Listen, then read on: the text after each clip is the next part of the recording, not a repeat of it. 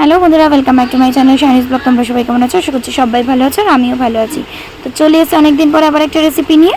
তো আজ বানাবো দই কাতলা। এর জন্য দেখো ফ্রেশ কাতলা মাছ নিয়েছি, তার মধ্যে একটু লেবুর রস, গোলমরিচ গুঁড়ো আর নুন দিয়ে ভালো করে মাছগুলোকে সুন্দর করে মাখিয়ে নিলাম।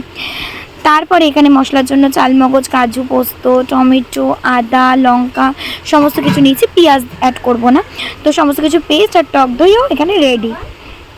এরপরে ভালো করে কড়াইটাকে গরম করে নিতে হবে। কড়াইটা ভালো মতো গরম হয়ে গেলে মাছগুলোকে একে একে দিয়ে সুন্দর করে ভেজে নিতে হবে, হালকা লাল লাল করে। আমার না মাছগুলো ভাজার সময় একটু ভেঙে ভেঙে গেছিলো, তোমরা একটু খেয়াল রেখো তেলটা যেন গরম হয়। এই তেলেই তেজপাতা, গোটা জিরে আর শুকনো লঙ্কা ফোড়ন দিয়ে তার মধ্যে একে একে মশলাগুলো দিয়ে দেবো। দিয়ে তারপরে কষিয়ে নিয়ে একটু কাজু বাদাম বাটার যে পেস্টটা সেটা দেবো, দিয়ে অল্প করে টক দই দেবো, দিয়ে ভালো করে মশলাটাকে অনেকক্ষণ ধরে কষিয়ে নেব যাতে এর থেকে তেল বেরিয়ে আসে। তারপরে জিরের গুঁড়ো, নুন, লঙ্কার গুঁড়ো এগুলো দিয়ে আবার ভালো করে কষিয়ে একটু জল দিয়ে ফুটিয়ে নিয়ে এর মধ্যে একে একে কাতলা মাছগুলো যেগুলো ভেজে রেখেছিলাম সেগুলো দিয়ে দিতে হবে।